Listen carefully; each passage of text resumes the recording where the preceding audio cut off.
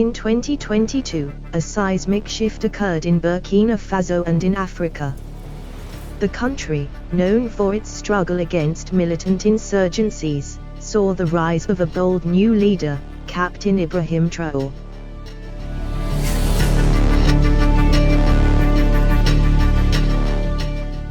With his swift rise to power, Traoré's actions would set the stage for a radical shift not only in Burkina Faso's future but also in Africa's relationship with its former colonial powers, particularly France.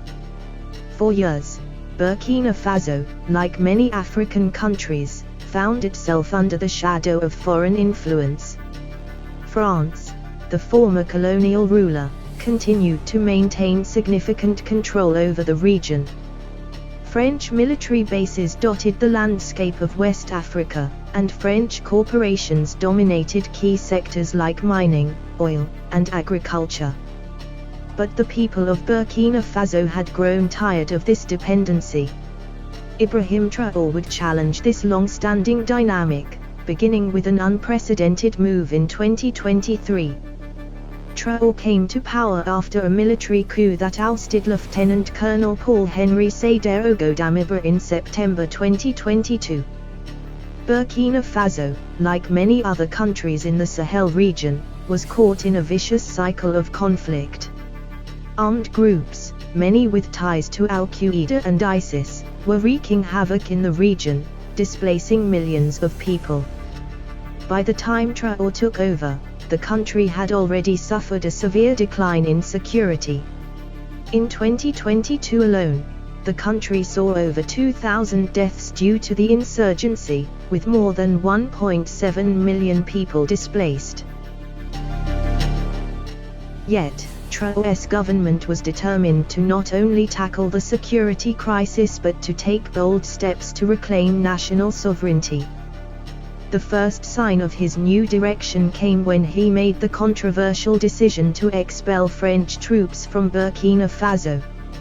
France had maintained a military presence in the country under the guise of a counter-terrorism mission, part of the wider Operation Barkhane aimed at fighting jihadist groups in the Sahel. But for many Burkinabé, this was no longer acceptable.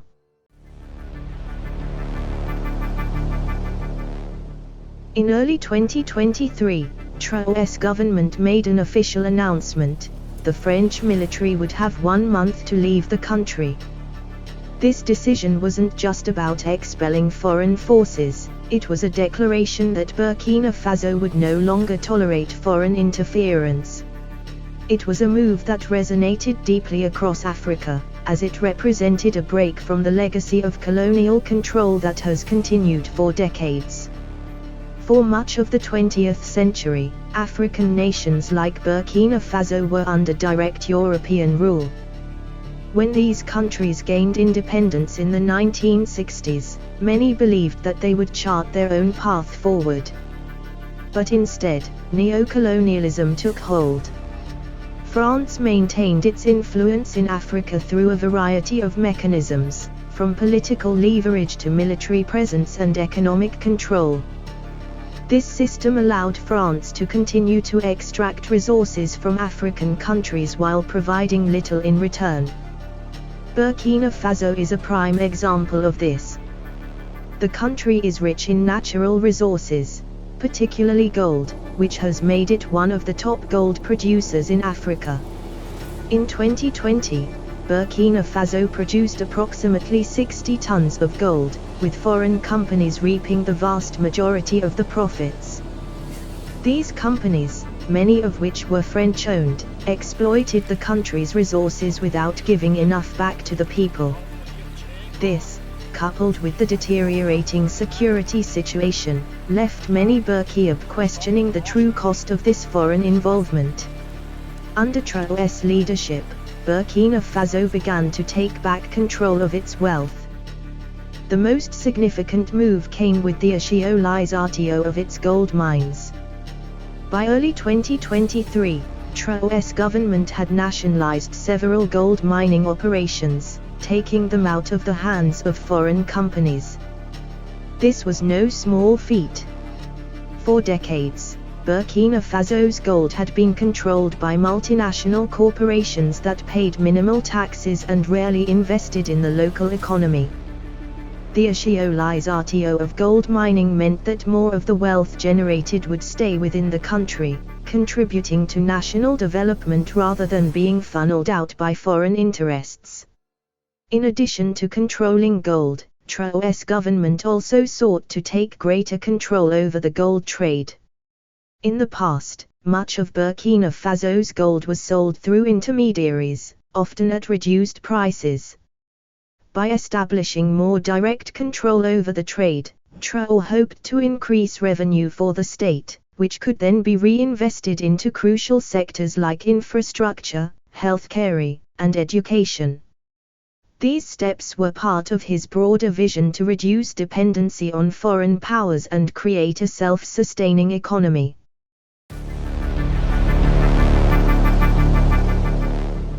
But Traoré's policies went beyond just economic reform.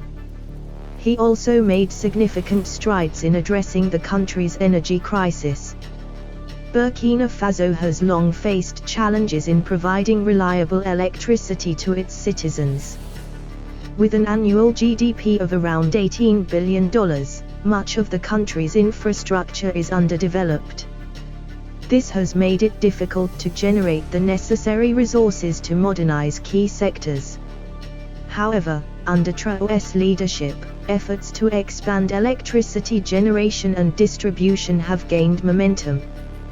His government worked to secure investments in solar energy, tapping into Burkina Faso's abundant sunshine to provide a renewable source of power for the people. These efforts have already begun to show results, with new solar plants expected to increase the country's electricity capacity by 10% over the next few years. The broader impact of Traoré's leadership is still unfolding, but his defiance of French influence is already a landmark moment in the history of post-colonial Africa. In many ways, it represents a new era of African self-determination, where leaders like Ibrahim Traoré are no longer content to rely on former colonial powers for economic or military support. Instead, they are demanding that Africa's vast resources be used to benefit the people of Africa, not foreign corporations. And the rest of the continent is watching closely. Burkina Faso's rejection of French military forces has sparked a broader movement in the Sahel and beyond. Mali, Niger, and other countries in the region have also expressed their desire to reduce French influence and explore new alliances, particularly with Russia and China. Traoré's boldness in asserting Burkina Faso's independence has made him a symbol of resistance for many Africans who are tired of being exploited by former colonial powers. The expulsion of French troops and the achiolizatio of gold are just the beginning. Traoré's vision for Burkina Faso, and indeed for Africa, is one where sovereignty and self-reliance are paramount. The young leader's actions have already begun to reshape the economic and political landscape of West Africa, challenging not only France's long-standing dominance but also Europe's broader role in Africa. As of today, the future of Burkina Faso remains uncertain, with ongoing security challenges and the broader geopolitical shifts in the region. But Ibrahim Traoré has made one thing clear: the time for Africa to reclaim its autonomy has arrived. In the coming years, we will see how these policies unfold and whether they can lead to lasting prosperity for Burkina Faso. What is certain is that Ibrahim Traoré's legacy will be remembered as the moment when Burkina Faso decided to reclaim its future from the hands of foreign powers. This is the story of Ibrahim Traoré, the leader who took on France, kicked out foreign military influence, and began to reshape the future of Burkina Faso. A leader who is showing Africa that it is time to stand on its own and chart its own path. This is how Ibrahim Traoré is changing the course of history.